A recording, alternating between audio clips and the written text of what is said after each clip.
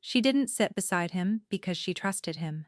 She sat there because it was the only empty seat on the 9:14 night train out of Halvergate, and behind her, 3 cars back, a man in her husband's employ was checking faces, one compartment at a time. Cosima had $31, a forged ticket, and a wedding ring. She couldn't get off her swollen finger. She expected to be dragged back before dawn. Instead, the stranger beside her, pressed suit, scarred knuckles, eyes that missed nothing, glanced once at the bruise beneath her collar, then at the man coming down the aisle, and said 4 quiet words that ended one life and began another. "You're safe now, Cosima." She had never told him her name. 3 years earlier, Cosima Vane had married a man everyone in Halvergate called generous. That was the word they used. Generous. Alaric Vane paid for the church roof and the children's ward at St. Brede's, and the annual harvest gala, where the whole county came to drink his wine and admire his young wife. In the dress he had chosen for her, he chose all her dresses. He said it saved her the trouble of deciding, and she had been young enough, and lonely enough, and hollowed out enough by her father's long death to believe that being decided for was a kind of love. By the 2nd year, she understood it was a kind of ownership. The house sat at the end of a private drive lined with bleached limes. A beautiful house, a photographed house, and Cosima learned its rules, the way a prisoner learns the sound of the guard's boots. She learned that the phone in the kitchen logged every number. She learned that the housekeeper, Mrs. Halloran, reported the hours she spent in the garden and the pages she turned in a book. She learned that money left in a coat pocket would be counted, and that a discrepancy of even a few notes would be met not with shouting. Alaric never shouted, but with a silence that filled the house like rising water. A silence that could last 4 days. And she learned the other thing, the thing that lived beneath the generosity, like rot, beneath fresh paint. The first time he had closed his hand around her wrist at a dinner party, smiling the whole while at a story someone was telling across the table, holding on a beat too long and a shade too hard, and she had understood that the grip was a message and the smile was the envelope. After that, whatever marks there were, he left them where the dresses covered. He was careful. He was, in everything, careful. That was the terror of him. Not rage, but precision. A man who never lost control was a man you could never predict, never appease, and never outlast. She had tried to leave once. In the first winter, walked to the station in the dark with a suitcase, and he had been waiting on the platform with 2 of his men and her favorite coat over his arm, and he had put the coat around her shoulders in front of the station master and said, "There you are, darling, you'll catch your death." And everyone had smiled at the devoted husband retrieving his flighty young wife. No one saw the hand at the small of her back steering her home. No one ever saw. That was what money bought in Halvergate, the arrangement of witnesses. After that, she stopped trying and started planning. It took 14 months. She stole time, the way you steal water. In a drought, a minute here, a coin there. She befriended the girl who delivered the flowers, and over a summer of small kindnesses, persuaded her to post letters. She sold, one at a time, the small gold things Alaric never inventoried, a bracelet, a locket, a pair of earrings her mother had left her, and each sale felt like cutting off a finger, and each felt like freedom. She hid the money inside the lining of a winter boot, at the back of a closet Alaric found beneath his notice. $31. It was pathetic, and it was everything. She chose the night of the Merchants' Association dinner because Alaric would be gone until midnight, and the house would empty of staff by 9. She chose the night train to the coast because the coast had a harbor, and the harbor had ships, and somewhere past all of it was a version of herself she could barely remember, a girl who used to laugh with her whole body before she'd learned to make herself small.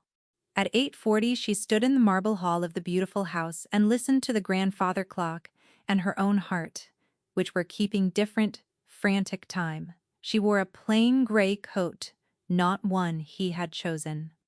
She had cut her long hair off in the bathroom an hour before with sewing scissors, and the woman in the mirror had looked back at her like a stranger, and Cosima had thought, "Good.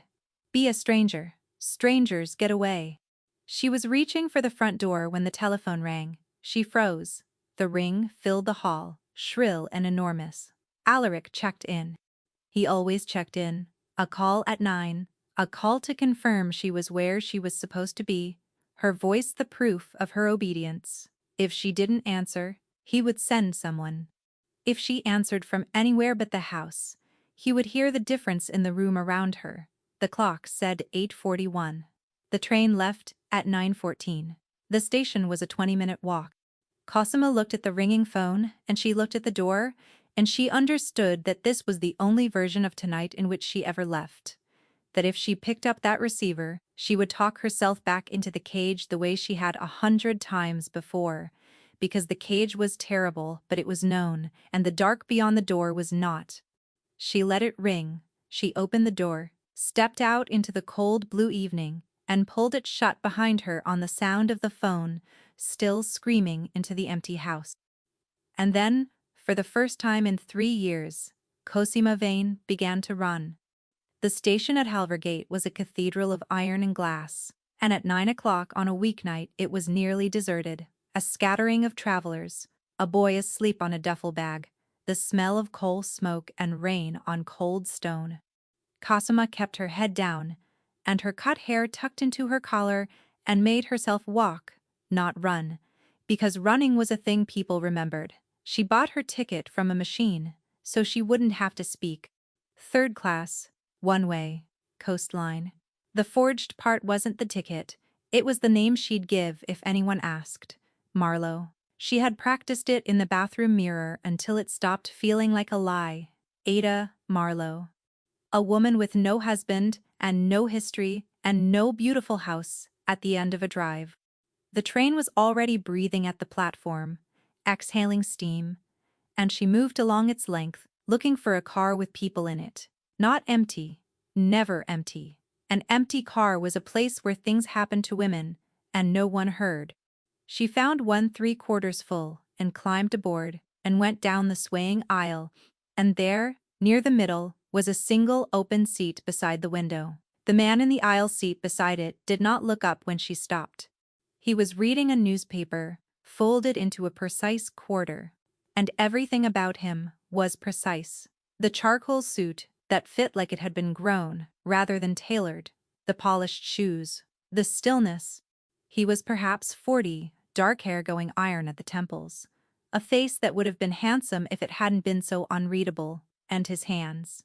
She noticed his hands because she had learned in 3 years to read a man by his hands before anything else. These were broad and clean and scarred across the knuckles, old white scars, the kind you got from breaking things that broke back. Everything in her said, "Not him, find another seat." But down at the far end of the car, through the glass of the connecting door, she saw a shape she knew, the wide, flat shoulders of a man named Brandt, who drove for Alaric sometimes, who had once carried her suitcase back up the drive without meeting her eyes. Brandt. 3 cars back, moving forward, checking faces. Cosima sat down. She sat before she could think better of it, pressed herself to the window, made herself small in the old familiar way, and stared out at the platform and the rain, and willed the train to move. Her heart was going so hard, she was sure the stranger could hear it. 9:09, 9:10. "Move!" she begged the train. "Move!" The man beside her turned a page. "You should take the ring off," he said. His voice was low and even, pitched for her alone, and it went through her like cold water. She didn't turn. "I'm sorry, the ring." He didn't look up from his paper. "You've been working at it since you sat down, turning it. It marks you, a woman traveling 3rd class alone, dressed plain, with a wedding ring like that on her finger. People notice a thing that doesn't fit."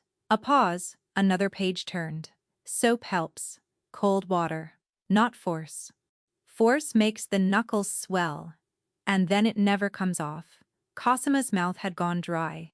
She looked down and found to her horror that he was right. Her thumb was worrying the gold band without her knowledge, the way it did, the way it always did. "I don't know what you mean," she said. "No," he agreed mildly. "Of course you don't." The whistle blew. The great couplings shuddered and caught, and the platform began at last to slide backward, and Kazuma's breath left her in a thin, unsteady stream. They were moving. She was on a moving train. For one wild, soaring second she felt something she had not felt in 3 years. Something so unfamiliar she almost didn't recognize it as hope. And then the connecting door at the end of the car slid open, and Brant stepped through and began working his way down the aisle, looking at every face. The stranger beside her folded his newspaper into a neat rectangle and set it on his knee. He still had not looked at her.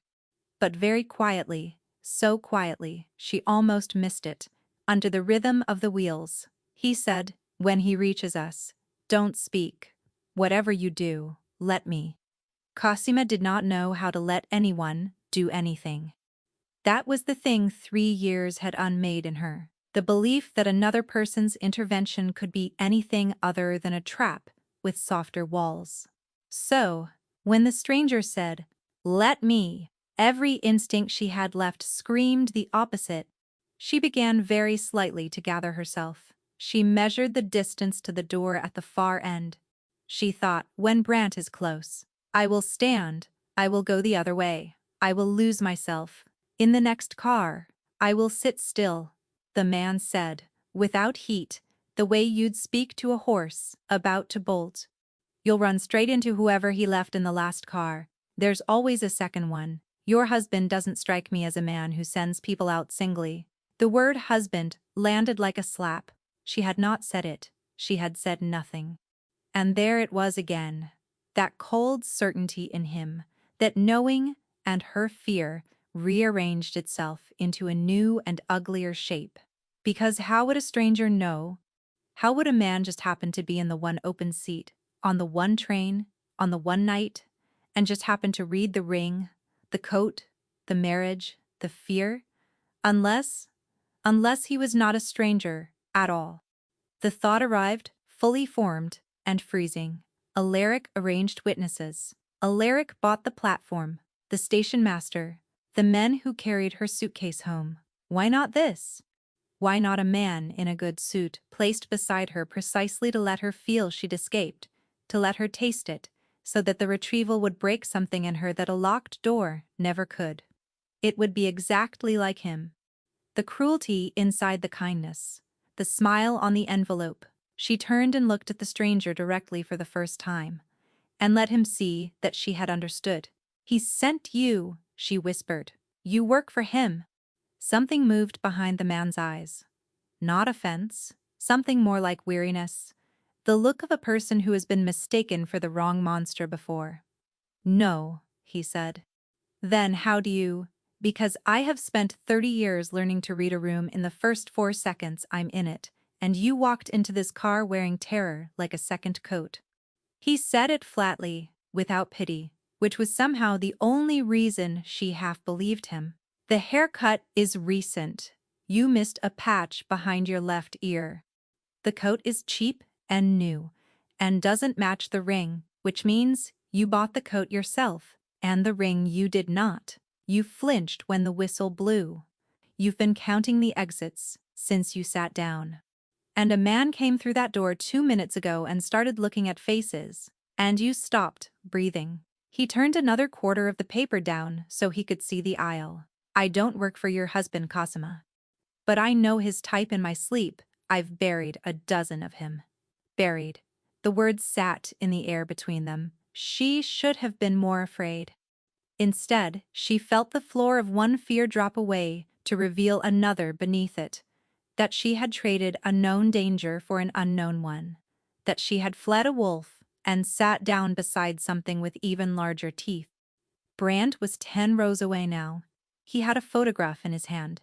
He was holding it up beside faces, comparing, moving on. A young woman with long dark hair, laughing in a dress. Alaric had chosen. That would be the photograph. The old Cosima. She almost laughed. hysterically at the thought. He's looking for a woman who no longer exists. But Brant was thorough. Brant would look past the hair. Brant had carried her suitcase. Brant knew the shape of her hands, the way she held her shoulders. He would know her. "Give me your left hand," the stranger said. "What? Your hand?" "Now." Under the table. There was a folding tray between them. Down, and beneath it, his own hand was open, waiting. Palm up, broad and scarred. He's looking for a frightened woman, traveling alone. So we're going to stop being either of those things. Give me your hand. Look at me like I've just said something dull that you've heard 100 times. And for God's sake, stop looking at the door. 8 rows. 7. Cosima's whole body rebelled against it. To put her hand into the hand of a strange and dangerous man, to choose it. She had spent 3 years learning that a man's grip was the beginning of every bad thing. And yet Brant was 6 rows away, 5. And the alternative was the platform at Halvergate all over again. The coat around her shoulders. "There you are, darling. You'll catch your death." She put her hand in his. His fingers closed over hers. Not tight, not trapping, just warm and steady, and still. And he leaned a fraction toward her and said something. Some ordinary nothing about the lateness of the train. And she made herself smile, the way she'd smiled at 1,000 dinner parties. The practiced, empty, wifely smile. The one piece of armor Alaric had accidentally given her. Brant reached their row. He stopped. She felt him stop, felt the bulk of him fill the aisle at her shoulder, felt his eyes move over her cut hair, her plain coat, the man beside her holding her hand, the two of them a picture of a bored couple on a night train. She kept her eyes on the stranger's face. She kept smiling. Her heart was a fist against her ribs. The photograph came up. Long dark hair. Laughing, Brant looked from the photo to her face. And in the endless half-second while he looked, the stranger beside her lifted his eyes to Brant's. Unhurried, faintly annoyed, the look of a man interrupted, and said in a voice she had not heard him use before, colder, older, edged with something that made the air itself go careful. "Can we help you?" Brant hesitated. And the hesitation was the tell. Cosima saw it. The flicker, the recalculation, the way a large man reassesses when he meets a still one. Brant looked at the scarred hand around hers. He looked at the face. And something in his own animal instinct told him what his eyes had not, and he took half a step back. "Sorry," Brant muttered. "Looking for someone, aren't we all?" the stranger said, and returned dismissively to his newspaper. Brant moved on. Cosima did not breathe until the connecting door hissed shut behind him at the far end of the car. Then all the air went out of her at once, and her hand, still inside the stranger's, was shaking hard enough to rattle the tray between them. He let her go. He picked his paper back up, and without looking at her, he said, quite calmly, the sentence that turned the whole night over. "He's not on the coastline by accident either, which means your husband already knows which train you took. Which means, Cosima, this was never an escape. It's a delivery, and someone is waiting at the other end of it." For a long moment, Cosima couldn't make the words mean anything. A delivery. The train roared on through the dark. The lit windows of the car reflected back at her over a black landscape she couldn't see. And she understood, slowly, sickeningly, the shape of what he was telling her. She had not chosen this train. She had thought she had. She had planned it for 14 months. The dinner, the empty house, the coastline. But the flower girl who posted her letters, the boot at the back of the closet, the $31, how much of it had been seen? How much had Alaric allowed, the way a cat allows a mouse, a few feet of floor? "No," she said. "No, I was careful. Nobody knew. I didn't tell. You didn't have to tell anyone." The stranger's voice stayed level. "A man like your husband doesn't watch you to catch you doing something. He watches you so that on the night you finally move, he already knows the direction. He wanted you to run, Cosima. A wife who runs and is dragged back is broken in a way. A wife who never leaves never is. He's done it to you once already, hasn't he? On a platform. She stared at him. She had told no living soul about the platform. The coat, you'll catch your death. Who are you? He didn't answer that. Instead, he folded the newspaper for the last time, slid it into the seat pocket, and turned, finally, fully toward her. And it was worse to have all his attention than none of it, like standing in a doorway with the wind behind it. How far were you going? He asked. The end of the line, the harbor? There are ships, she whispered. I was going to. There are men at the harbor, he said. There have been men at that harbor since long before tonight. You'd have walked off this train into the arms of people who'd have had you back at that beautiful house by morning, and no one on the platform would have seen anything but a husband collecting his wife. He watched her face absorb it. How many stops before the coast? She had memorized the schedule. She'd memorized everything. 4, she said numbly, Kestrel Ford. Then Raymore, then the long stretch through the cutting. No stop. Then Ambry halt. Then the coast. The cutting. Something sharpened in him. How long is the stretch, with no stop? I don't. 40 minutes. It runs through the hills. There's no signal, no station, nothing, until Ambry. The stranger was quiet, and she watched him do a thing she would come to know well. She watched him think, rapidly and coldly, the way other people breathed. His eyes moved over the car, the exits, the passengers, the emergency cord, the luggage racks, cataloging, discarding, choosing. Then that's where they'll do it, he said. Not at the harbor. The harbor's the story they'll tell afterward, if they need one. Poor. Mrs. Vane ran off toward the coast. Terrible business. But a woman can vanish more quietly in 40 minutes of dark hills than she can on a crowded quay. Your man Brant wasn't checking whether you were on the train. He was confirming it. He's gone forward now to tell the others where you're sitting.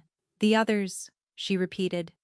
The car around her, which had felt like sanctuary, now felt like a lit box, hurtling through a country that belonged to her husband. The baby crying, 2 rows up, the old couple sharing a thermos, the boy asleep on his duffel. None of them could help her. None of them would even see.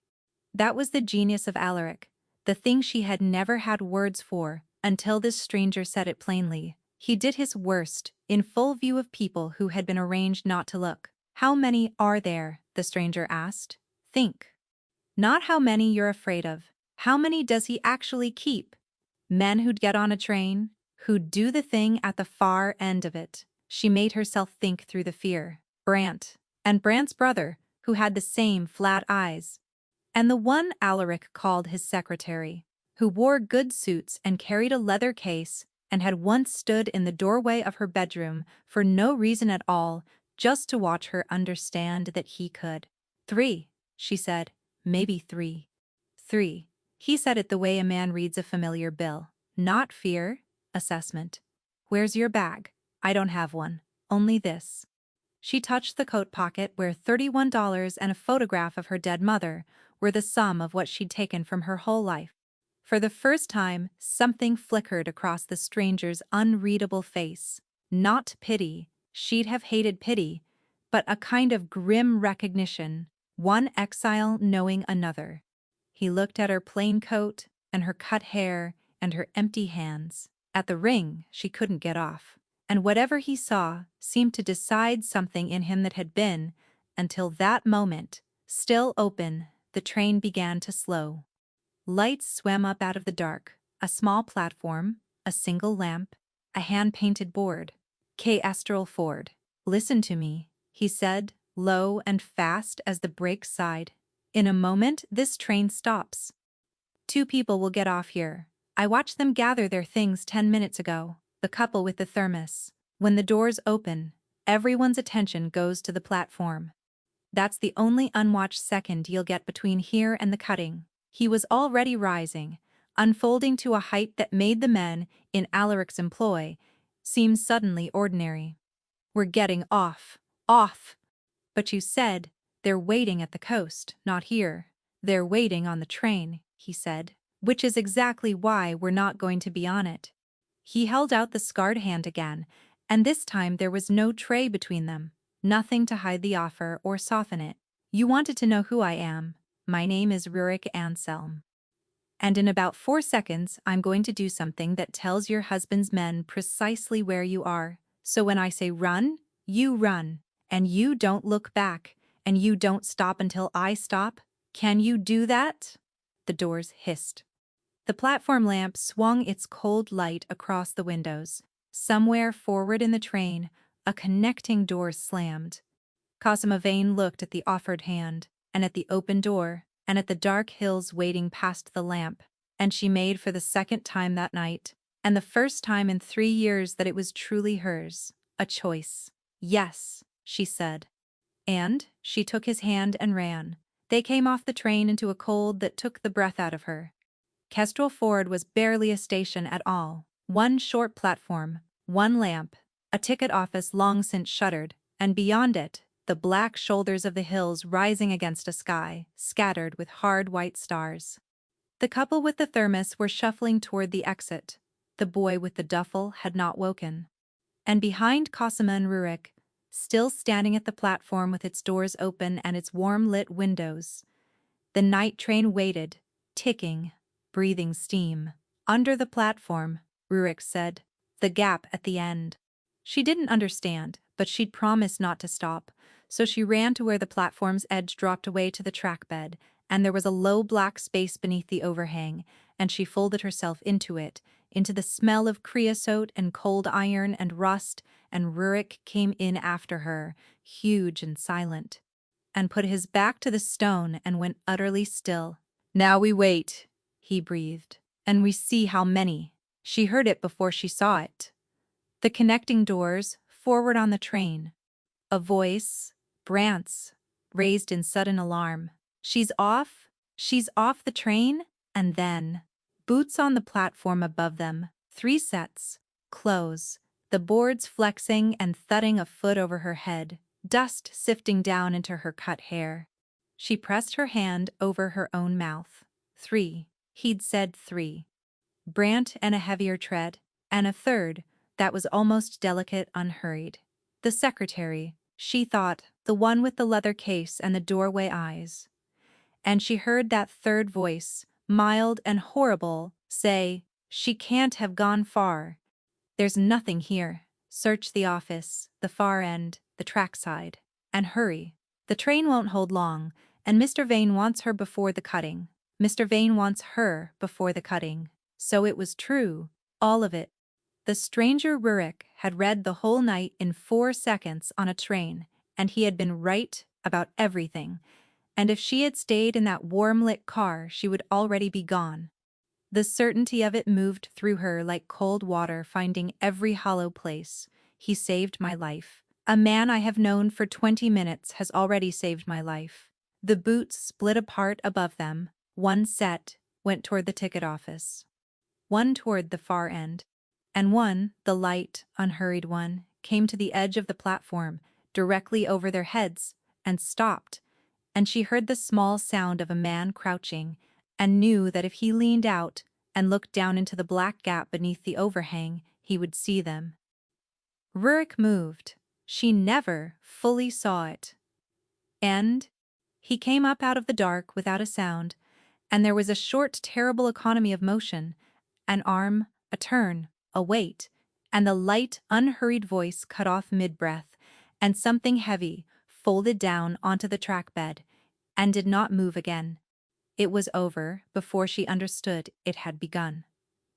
Rurik lowered the man the last few inches with a care that was almost gentle, laid him in the shadow, and was still again. 2 now. Cosima's ears roared. Vale? Brant's voice. From the far end. You find something? Silence. And into that silence from the train the whistle blew. One long note. The guard calling the doors. The train was leaving. And Cosima understood the trap Rurik had built in the space of a held breath. The men had to choose. Stay and search a black hillside for a woman who might be anywhere, and lose the train and their way back, or reboard, and carry the search forward. and leave Kestrel Ford behind. Vale. Brant again. Urgent now. The train's going. Vale. Nothing. And then a muttered curse, and Boots hurried, retreating. Two sets now converging back toward the warm-lit doors, and one of them saying he must have gone up the line. Come on, and the doors thumping shut, and the great couplings taking up their slack with a shudder, and the train, with Brant and his brother aboard.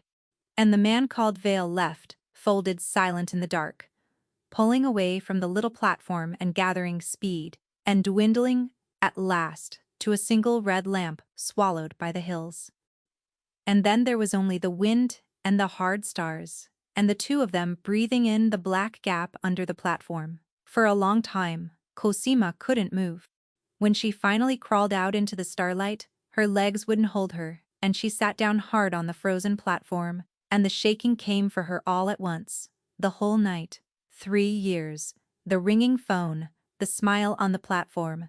You'll catch your death. It all arrived in her body at the same instant, and she folded around it, silent, rocking, her arms wrapped around herself the way she had learned to do when there was no one else to do it. Rurik crouched in front of her. He didn't touch her. He waited until she looked up, and when she did she found that the coldness she'd feared in his face was gone. Or rather, that she was seeing what the coldness had been for. That it was something he took out for men like Vale and put away again, and that underneath it was something steadier and harder to name. Look at me, he said quietly. Cosima, look at me. She looked. You're safe now, Rurik said. He's not getting you tonight. Not tonight, and if you'll let me, not ever. I know you don't have a reason on this earth to trust the man who just did that in the dark. You've been taught that every hand that reaches for you is going to close. I'm not asking you to believe I'm different. I'm just asking you to walk to the end of this platform with me, where there's a road, and a car I can get to, and a warm place 3 hours from here, where no one your husband has ever paid can find you. He held out his hand a third time, palm up, scarred, open. That's all. One more choice, and then you can sleep, and in the morning you can decide whether I'm another cage or the way out of one. Cosima looked at the offered hand. Behind him the red lamp was long gone. The train had taken her old life, over the hills. Somewhere back in Halvergate a phone had rung in an empty house, and no one had answered it, and by now Alaric knew, and by now the machine of him was turning, and it would not stop. But it had, tonight, for the first time, failed. She put her hand in Rurik Anselm's for the third time, and this time it did not feel like surrender. It felt like the first thing she had ever picked up and decided to keep. You keep saying my name, she said, her voice raw. I never told it to you. No, Rurik said, and helped her to her feet, and something almost like a smile touched the hard corner of his mouth. You didn't. He turned her gently toward the dark road and the waiting hills. That's the part I still have to explain to you. And you're not going to like where it starts. The car was where he'd said it would be. A low, dark thing waiting in a lane past the shuttered ticket office, and a driver in it who did not ask a single question, only looked at Rurik and then at the woman beside him, and put the car in gear. Cosima sat wrapped in a heavy wool coat that Rurik had taken from the trunk and put around her shoulders, and she was aware, distantly, that a coat around her shoulders was the exact gesture that had ended her last escape, and that this one felt entirely different, and that she did not yet understand why. The hills unspooled in the headlights. She waited until the station was long behind them before she asked again, How did you know my name? Rurik was quiet for a moment, watching the dark road. When he spoke it was without preamble. The way a man sets down a weight he's decided to stop carrying. Because I've been looking for your husband for 11 years, he said. And a man who's hunted that long learns the names of everything that belongs to his quarry. His houses, his accounts, his men, his wife. He glanced at her. I knew your name before you cut your hair, Cosima. I knew the shape of you from a photograph in a file. What I didn't know, what no file could tell me, was what he'd done to the woman in it. That I read on the train. Same as anyone could have, if anyone in that car had bothered to look. You were hunting Alaric. The name still cost her something to say. Why? Because 11 years ago your husband was called something else, in a city a long way from Halvergate, and he took something from me. Rurik's voice didn't rise, but something moved under it. An old, cold current. I ran a shipping concern. Legitimate on the top, and underneath it the things that pay for the top. I won't insult you by pretending otherwise. You've lived 3 years inside a beautiful house that 8 people. You know what a clean surface costs. Younger, softer than me, better than me. The kind who should never have been near any of it, your husband. Vain, or the name he wore then, wanted the roots my brother managed. He didn't fight me for them. That's not his way, you know that better than anyone. He arranged witnesses. He made it look like my brother had sold us out, planted it so cleanly that for a year even I believed it, and by the time I understood I'd buried my own blood on a lie. Vane had taken the roots, the name, the money, and vanished into a new life. He let out a slow breath. It took me 11 years to find the beautiful house at the end of the drive. I came to Halvergate to kill the man who lives in it.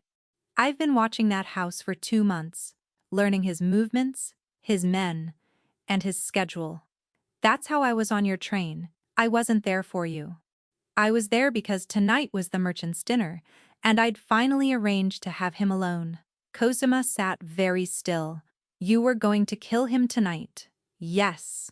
And instead you got on my train. I saw you leave the house, Rurik said. 9 o'clock, out the front door, in a coat he never bought you, with your hair cut off in a hurry. I've watched that house for 2 months, and I have never once seen you go out a door alone. And I thought, he stopped. For the first time all night, the precise man seemed to reach for a word, and not find it cleanly. I thought, he wants her back. A man like that doesn't let a possession walk into the dark. He'll have arranged the whole thing, start to finish, the way he arranges everything. And if I sit in the hills tonight and wait to put him in the ground, she runs straight into the machine, and I watch it happen and I do nothing. Again. His hands were still on his knees, but she saw what stillness was costing him. I've spent 11 years learning what it does to a man to stand by while someone gets taken. I wasn't going to do it a second time. So I let your husband keep breathing one more night, and I got on your train. The enormity of it settled over her slowly. He had traded 11 years of hunting, the single fixed point of a decade of his life, for a stranger's chance at a platform. She, who had been taught by 3 years of Alaric that no one did anything without a price hidden in it, turned the fact over and over, looking for the catch, and could not find it. There's a thing I need you to understand about him, Rurik went on, and now he was choosing his words with the care of a man laying stones across a river. Your husband is not a violent man. That sounds absurd to you, I know. You're wearing what he did on your skin, but listen. Violent men lose control. They break things and regret it and swear it won't happen again, and sometimes they even mean it. Your husband has never once lost control in his life. Every bruise he ever gave you was a decision he made with a clear head, in advance, for a reason. That's not violence. That's administration.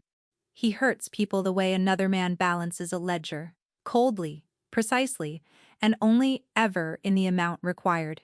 He looked at her, which is why he could never simply kill my brother. He had to arrange for the world to agree my brother deserved it, and it's why he could never simply hurt you and be done with it. He had to arrange for the county to call him generous while he did it. The cruelty and the reputation aren't two separate things with him. They're the same thing. He cannot bear to take without the world's permission. Remember that. It's the crack in him. It's the only one he has, and it's the one we're going to open. I'm not a good man, Cosima, Rurik said, as if the subject of Vane's calculation had circled him back to his own.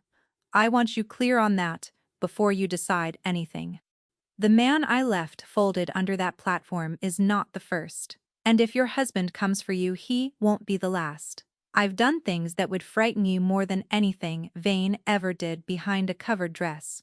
But I have never in my life used my hands on someone who couldn't lift theirs against me. That's a small thing to build trust on. It's the only true thing I have to offer you, so I'm offering it. Cosima looked down at her own hands in her lap, at the ring, still there, still fast on her swollen finger. And she thought about telling him her own true thing, the one she had never told anyone, the reason the boot at the back of the closet held $31 and not more. I could have taken more money, she said. Over the 14 months, he wouldn't have caught it for a long time. I sold my mother's jewelry, a piece at a time instead, slower, so much slower. And do you know why? Rurik waited. Because there's a girl, Cosima said, and her voice broke on it. The thing she'd carried alone in Halvergate. 16. She delivers the flowers to the house. Delivered every Thursday.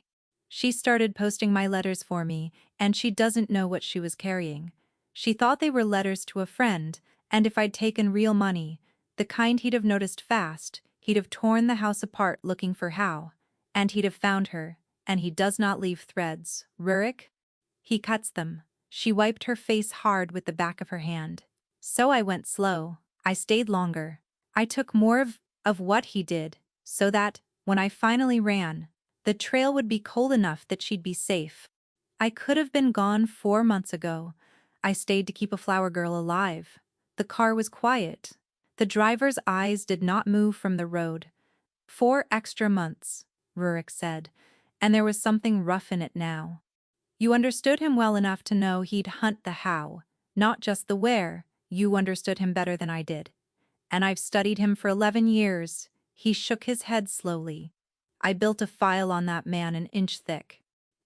His routes, his accounts, his kills, and in 3 years married to him you learned the one thing my file never caught. That the danger isn't the fist, it's the accountant behind it, cutting every thread that could ever point back. You didn't just survive him, Cosima. You studied him. There's a difference, and it's going to matter more than you know. And Rurik Anselm, who had hunted one man for 11 years, looked at the woman beside him, starved and bruised and shorn, $31 to her name, who had spent 4 extra months inside a monster's house to protect a child who would never know it. And something in his face changed in a way that could not be taken back. Her name, he said quietly. What? The flower girl. Her name. Nev, Cosima whispered. Her name is Nev. Rurik turned to the driver. When we get in, wake Corwin. I want someone watching a flower shop in Halvergate by dawn. The girl's name is Nevi. She's 16. She does Thursday deliveries. If Vane so much as sends a man to ask her a question, I want to know inside the hour. He looked back at Cosima. He won't get to her. Not to pull a thread. Not for anything. That's done now.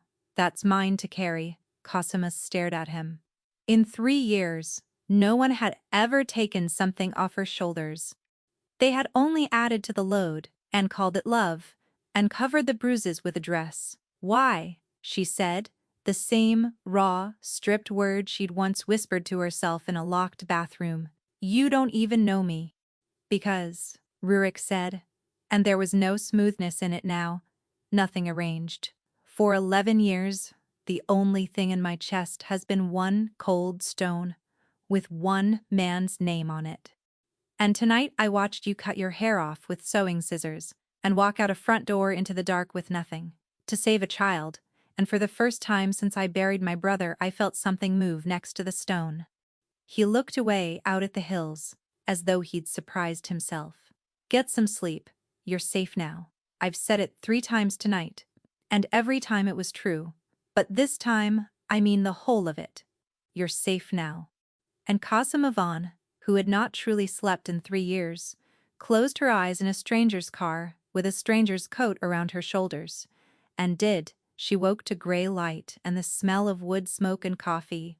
The place 3 hours from the hills turned out to be a stone farmhouse at the end of its own long track, low and old and unremarkable from the road, the kind of house that money had made invisible on purpose. There were men here, quiet, watchful, unhurried, and a woman named Wysold who ran the kitchen, and asked Kozuma. Nothing at all. Only set a bowl of something hot in front of her, and a plate of bread, and stood, with her arms folded, until Kozuma had eaten every scrap, which was Kozuma. She had slept 11 hours. She had not moved once. Rurik was in a low room off the kitchen with a fire and a long table, and on the table were papers and a telephone, and a man she hadn't met, older, gray, a face like a closed door, whom Rurik introduced only as Corwin. They stopped talking when she came in, and then Rurik, deliberately, went on talking in front of her, which she recognized as a decision. No more arranged silences. You see what I see. Vane knows the Kestrel Ford man didn't make the train, Corwin was saying. They'll have found him by now. So Vane knows someone took him, and someone took her, and it wasn't a frightened girl acting alone. He looked at Cosima without unkindness. He'll assume she had help arranged. He'll assume a rival. He doesn't yet know it's you, Rurik. But he will. There aren't many men who could put Vale down in the dark without a sound. The list is short, and you're near the top of it. Let him get there, Rurik said. I've waited 11 years to stop hiding from that man. I'm done with it. There's more. Corwin slid a paper across. Dawn report from Halvergate. He's already moving on the girl. Cosima's stomach dropped. Neve, 2 men to the flowers shop first light. Corwin read. Flat, asking the owner about her deliveries, whether she ever carried letters. Standard vein. Pull the thread. Find the how. He looked up. Our man was already there. Per your order last night. He moved first. Moved how? Rurik said. Very quiet. Got to the girl before they opened the shop. She's out of Halvergate. Her whole family, mother, 2 little brothers, moved in the dark 3 hours ago. They're frightened, and they don't understand, and they're safe. And Vane's men are standing in a flower shop this morning asking questions of an owner who can honestly say the delivery girl quit last week, and he doesn't know where she went. Corwin almost smiled. The thread went cold in his hand. Cosima put her face in her hands and wept. Not the silent, folded 3 years of practice weeping, but something that came up out of her like a held breath finally let go. Neve was out. Neve's little brothers were out. The one price she had been most afraid to pay had been paid by someone else, in the dark while she slept 11 hours in a stranger's house. When she could speak, she looked up at Rurik and said, "Thank you," and it was inadequate, and it was everything. "Don't," he said. "Not yet. Because now I have to tell you the part where I ask something of you, and I need you to know. You can say no." He came around the table and sat across from her close. So there was nothing between them. Vane is going to keep coming. Not out of love, you know that better than I do. Out of ownership. And now out of humiliation, because a possession walked out his front door and vanished, and someone helped her, and men like Vane cannot survive that being seen. He will spend everything to get you back, and it won't be to have you, it'll be to erase the fact that you got away. So there are 2 roads. He laid them out plainly. The first, I put you somewhere he will never find you. A new name, a new country, real papers, money, a life. You never see me again, you never see Halvergate again, and you spend the rest of it looking over your shoulder a little less each year. It's a real offer. You'd be free, and you'd be gone, and it would be entirely, only, yours. And the second, Cosima said. Rurik's eyes did not leave hers. The second is that we stop running from him. That I finally do the thing I came to Halvergate to do, but not alone anymore, and not in the dark. To satisfy an 11-year-old stone in my chest, we take him apart. The routes he stole, the accounts, the arranged witnesses, the whole machine that let a man hurt his own wife, wear the dresses cover and call himself generous, we pull it down to the ground, so that when it's over, there is no beautiful house at the end of any drive, and no man in it, and no one ever again walk to a platform in her favorite coat. He paused. It's more dangerous. It's slower. It ends with blood, and some of it might be ours. But it ends with him. Ended, not with you running. I won't choose it for you. I've spent one night refusing to let a man arrange your choices.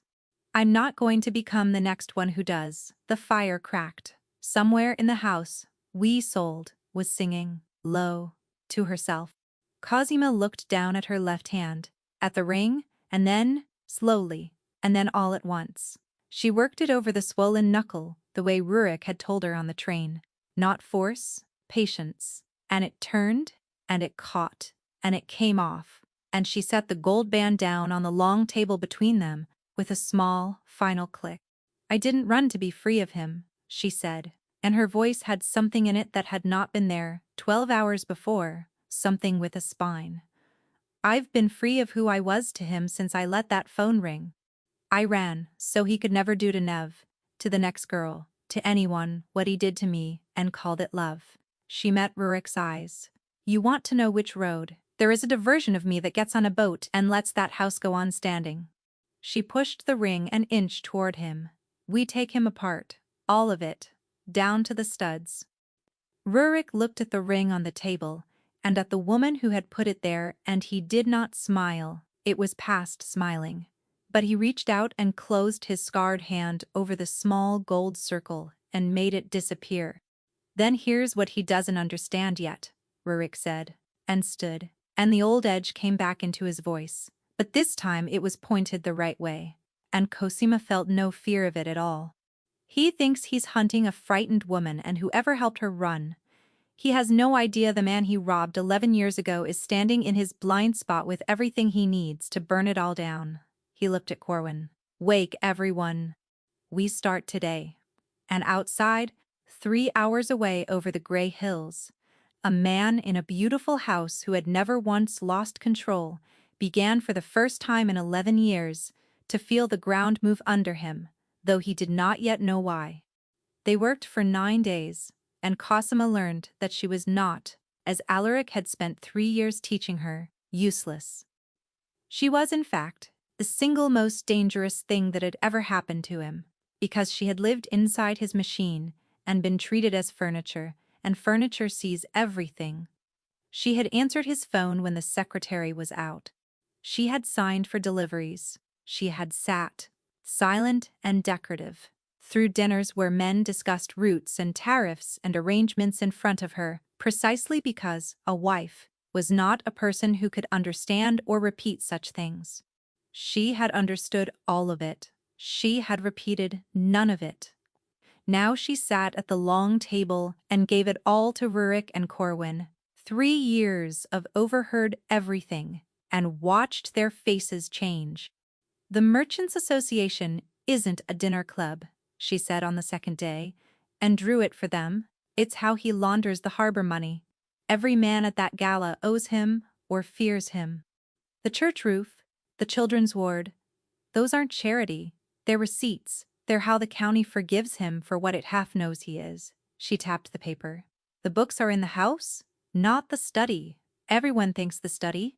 The safe, behind the wine racks in the cellar. I know because I found it by accident in the first winter and he didn't speak to me for 4 days, and I was too frightened then to understand what I'd seen.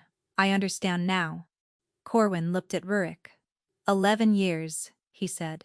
And the thing that finishes him is that he married a woman he thought was too stupid to count. They did not simply take her word for it and act.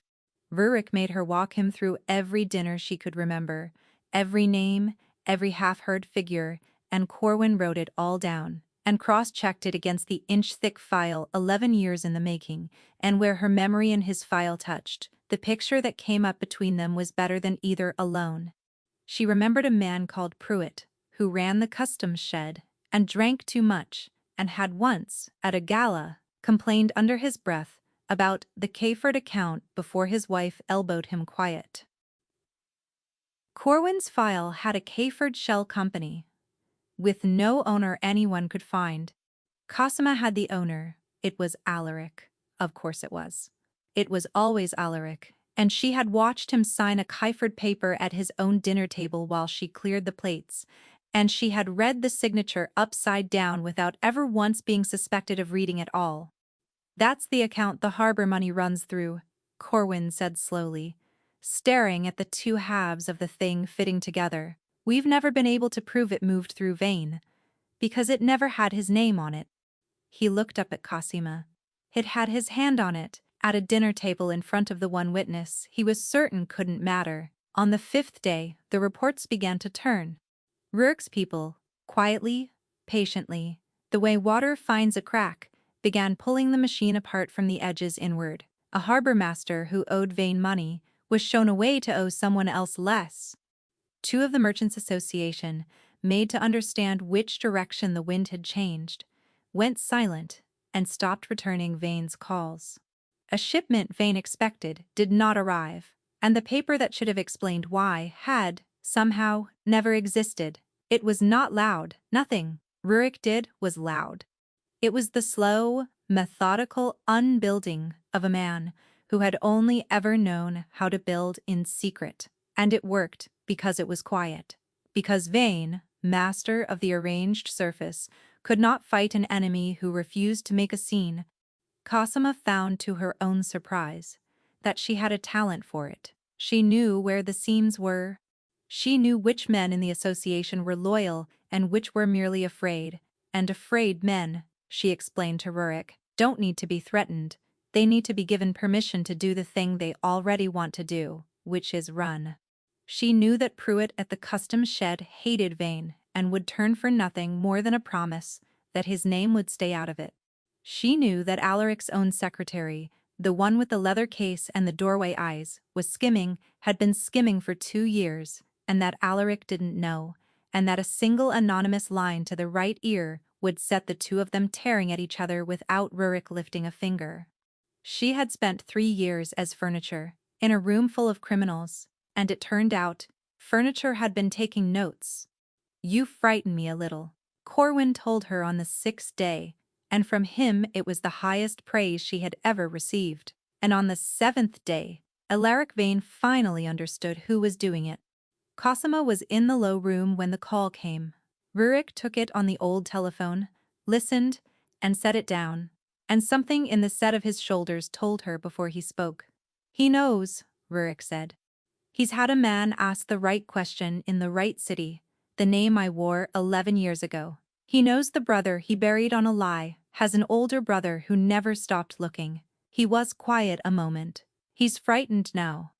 And a frightened Vane is more dangerous than a confident one, because a confident man arranges a frightened one improvises." "What does he do?" Cosima asked. "When he improvises, he stops being careful about where the dresses cover," Rurik said grimly. "Corwin, where are we? On the girl's family? Knee, safe, watched, coast, double it. And the harbor master, who turned, pull him in. Vane will reach for him first, he's the softest turned thread." Rurik was moving now, fast, cold. "He'll try to take something back that he thinks I can't protect to buy himself leverage. He'll go for the weakest person we've touched." And it was then, in the middle of it, that the 9th day arrived, and with it the thing none of them had planned for, because Cosima, listening, had gone very still, and very white, and she said, into the middle of the fast cold planning, "There's someone weaker than the harbor master." They looked at her. "My sister," Cosima whispered. "Alaric doesn't know I've spoken to her in 2 years. I haven't. He made sure of it. He cut that thread early, but she's in Halvergate. And if he's improvising, if he's reaching for anything that's mine," she was already standing, "he doesn't need to know I love her. He only needs to know she's my blood. That's how he thinks. Everything I ever touched is a handle to hold me by." Rurik was already at the telephone. "Her name, now, Marisol," Cosima said. "Marisol Rede. She's a nurse at St. Breed's. She works nights." Corwin was checking his watch, and his face said the thing before his mouth did. "It's past 10, he said. "If she works nights, she's walking to the hospital right now, alone, in the dark." For one frozen second, the low room held its breath. Then Rurik was pulling on his coat, all the old edge back in him now, pointed and terrible, and he looked at Cosima and said, "Stay here. Corwin stays with you. Door's locked. If I'm not back by dawn, he goes to the coast with you and the girl's family and you leave. Cosima, you don't wait for me. You don't come looking. He's had me for 3 years, Cosima said, and her voice did not shake. You are not the one who tells me to run anymore, Rurik. Bring my sister back.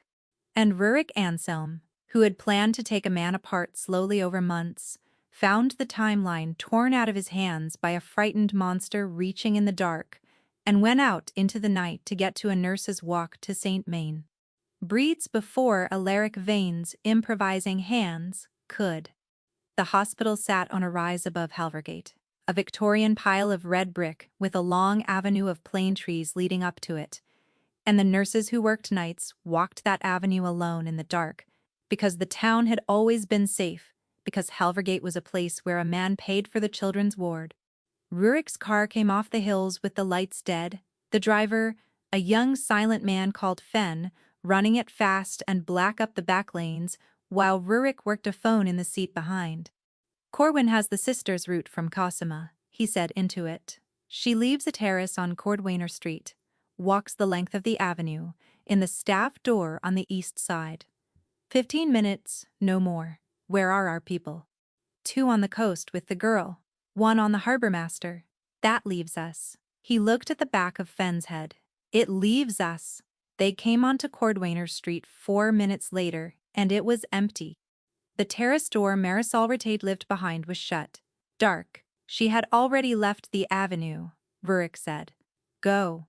Fen took the corner without lights, and they ran the length of Cordwainer and up onto the hospital road, and Rurik counted in his head the minutes a woman would need to walk the avenue, and did not like the number he got.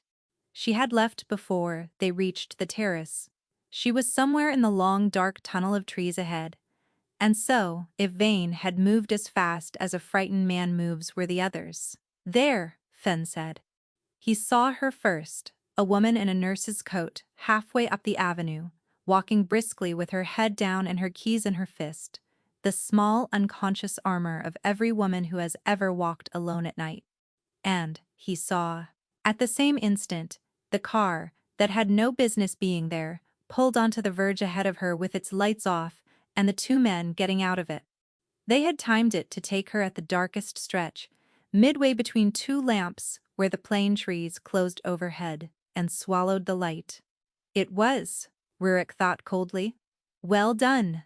It was almost the sort of thing he would have arranged.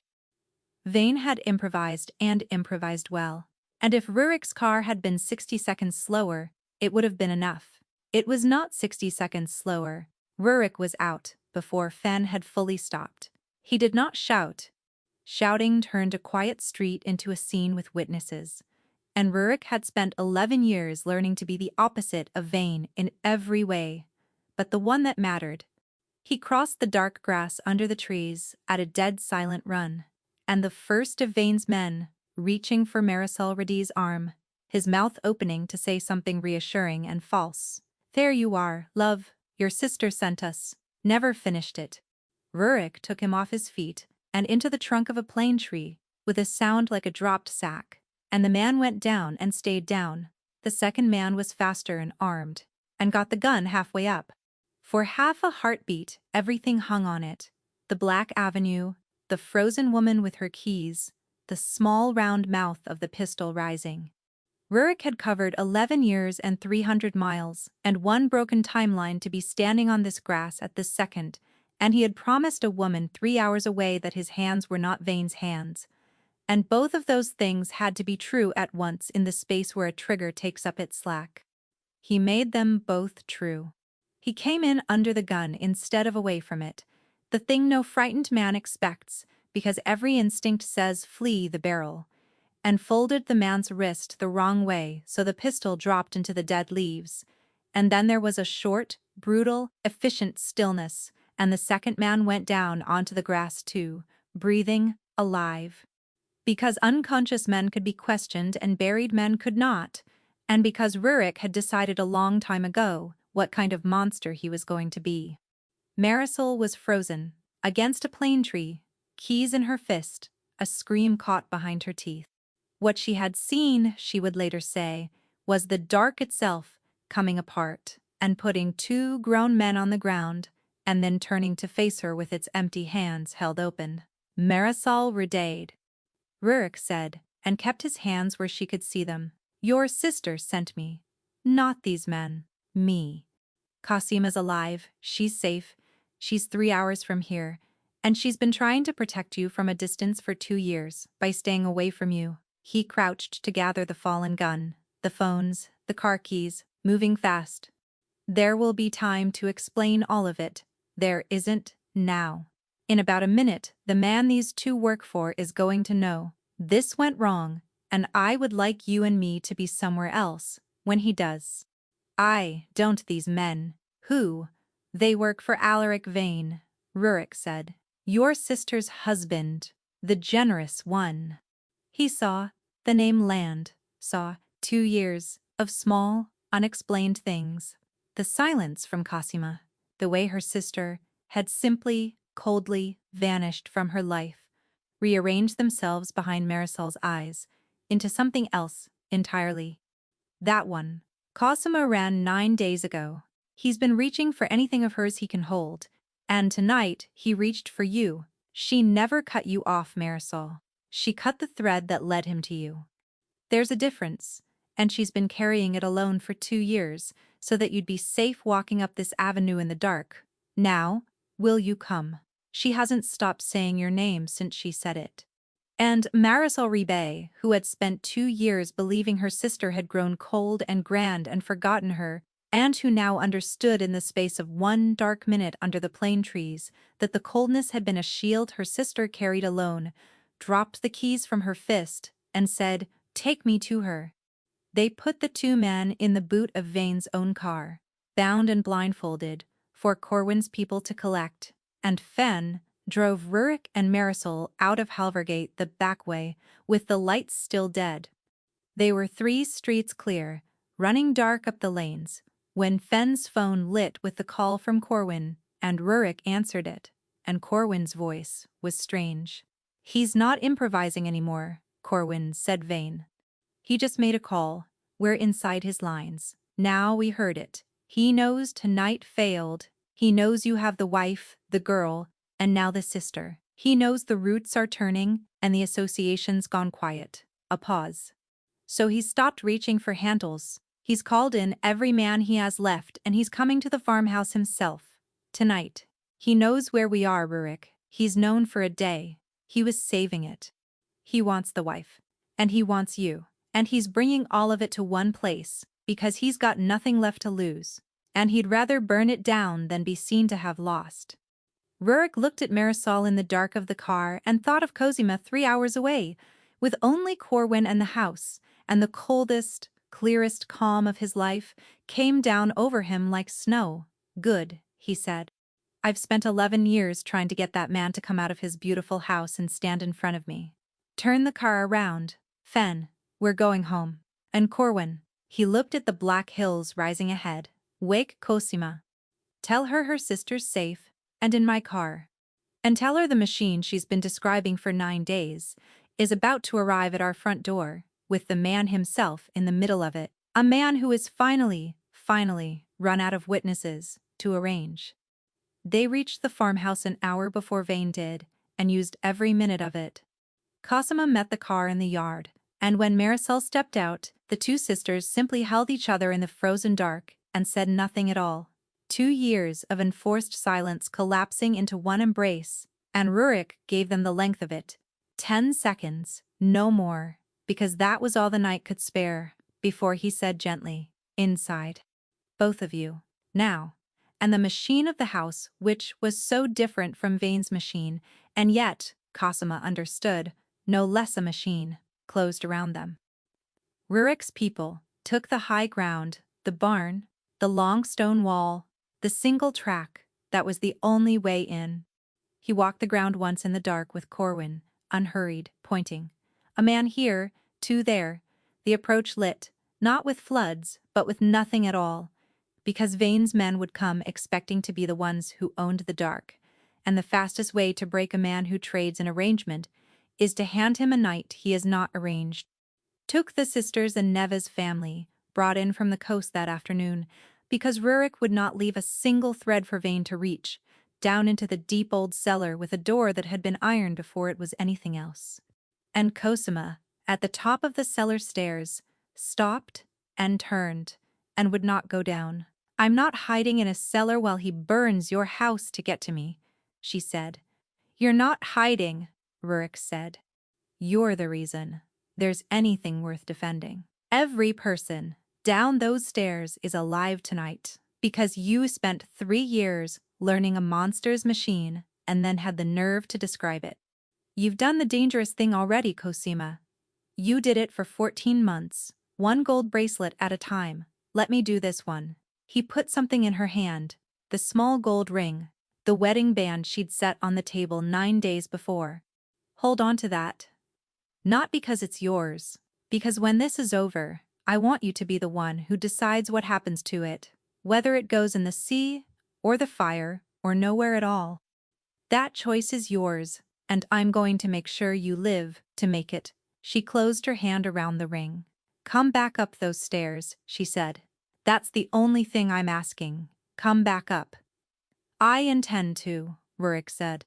And then Alaric Vane came up the single track in a line of dark cars, and the last night of his beautiful life began.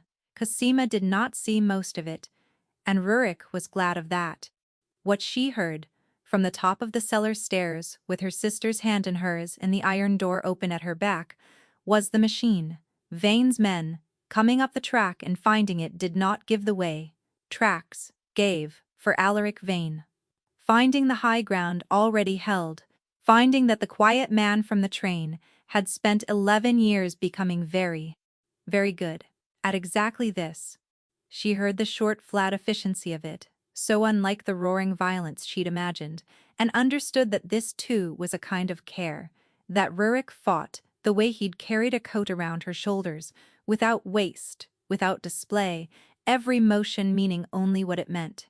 She heard it thin out, the way a hard rain thins, the many sounds becoming few, the few becoming one, until there was a long stretch where she heard nothing at all but her sister breathing and the blood in her own ears. And then, from the yard, one voice she knew. Alaric Vane's voice, no longer smooth. Stripped at last of the arranged surface, because there was no one here he'd paid to look away. No station master, no county, no witnesses, only the hills and the dark and the man he'd robbed 11 years ago walking toward him across the frozen grass. She heard Alaric try the old tools, the reasonable voice, the let's be sensible, name your price, and she heard them fail one after another, against a silence that would not be bought. "You've made a great deal of noise for a man who wants a quiet outcome," Alaric said. And even now, even here, he was reaching for the arrangement, feeling along the dark for the witness, who was always, always there. "Whatever she's told you, whatever you think this is, there are cleaner ways. I can make you a wealthy man. I can make tonight something that never happened." "That's the thing you never understood," Rurik said, and his voice carried to the top of the cellar stairs, level and terrible. "You keep offering to make tonight something that never happened. You've spent your whole life making things that happened into things that never did. My brother, 3 years of a woman's marriage. You don't kill people, Vane. You kill the truth of them, and then you kill them. And you've done it so long you think that's what everyone means by power." A pause, and the cold in it went all the way down. "You took my brother and made me believe he'd earned it. Do you know what that cost a man? Not the death. The lie underneath it. You arranged the world so his own family would spit on his grave. You did it to a woman for 3 years and called it a marriage and paid for a children's ward so the county would help you do it. You cannot simply take a thing. You have to make the world agree you were owed it." She heard him stop. "Close now. There's no one here to agree, Alaric. No station master, no county, no wife, arranged not to see. It's just the two of us and the dark, and for the first time in your life, you're going to be exactly as small as what you actually are." And Alaric Vane, who had never in his life been made to stand in front of what he'd done without an arranged audience to reshape it. Alaric Vane had nothing to say. Cosima heard the silence where his voice should have been, and knew it for what it was.